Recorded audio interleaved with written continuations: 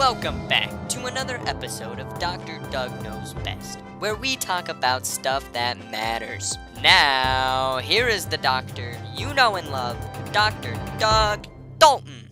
It's Dalton! Hello, sorry about that. Today we will be talking about blood-borne pathogens. We will discuss what they are, why yearly in-services are important, how diseases are acquired in a school setting, exposure, and how to protect yourself and others. First, blood-borne pathogens are diseases that are carried through the bloodstream. Let's go take a look at these three diseases, which consist of HIV, HBV, and HBC. HIV is a disease that leads to AIDS. HBC leads to hepatitis C, and HBV leads to hepatitis B.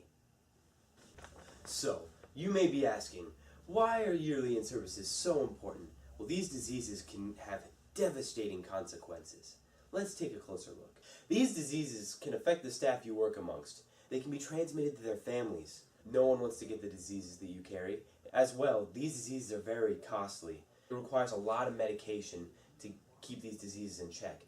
And if not treated correctly, these diseases can be fatal or have long-term effects.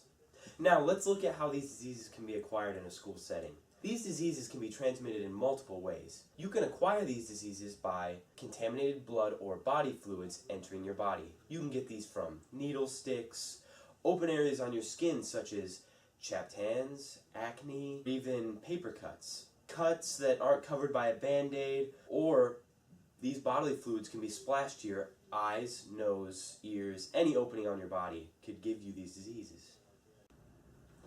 So, how do you protect yourselves from these diseases?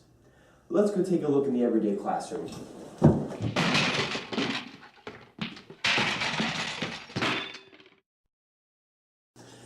The universal precaution is to just assume that all bodily fluids are contaminated, except for tears, snot, and sweat. Do not allow any bodily fluids to splash upon you or to get anywhere on your skin.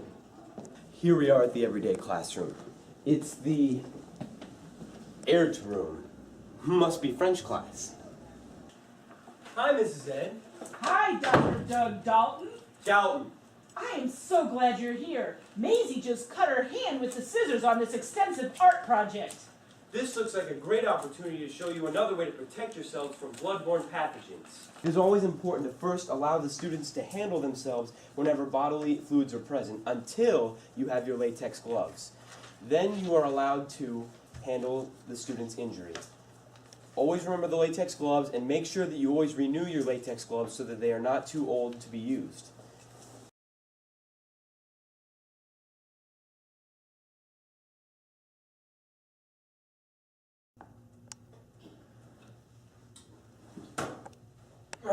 After a long day like today, it made me think of a few more tips about gloves. First of all, always know where you got them. That way they're easily accessible. Second of all, if you would happen to lose your gloves, always remember that there are more available to you in the office. And remember, replace your gloves, because after a year or so, the material begins to deteriorate and will be ineffective in protecting you from blood-borne pathogens. Now, a word from our sponsors. Green gloves, brown gloves, white gloves. All very boring. Do you know what you need? Blue gloves. The best glove on the market. These gloves aren't just the cat's meow. No, these gloves are super duper gloves that protect you from blood-borne pathogens and so much more. These gloves are selling fast, so for a limited time only, they are not $5.99, not $10.99, but $29.99. And if you call in the next 20 minutes, we won't include just 2 pairs. We won't include just 4 pairs. We will include 1 pair. Order yours today. Call 330-555-5555. You must be 18 or older to call. Shipping and handling not included in retail price. All sales are final.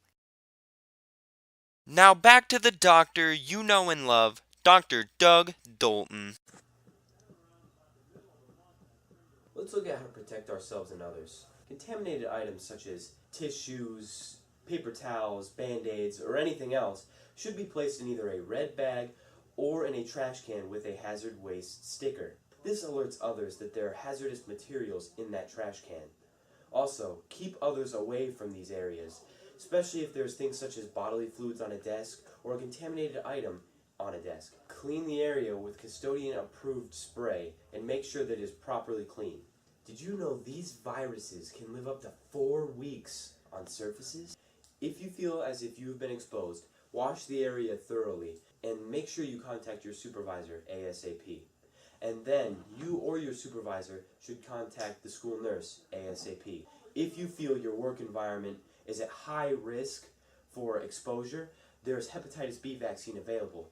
Contact your school nurse for more details. Well, that is all the time we have for this week, but tune in next time and join Dr. Doug Dalton to learn more about things that matter.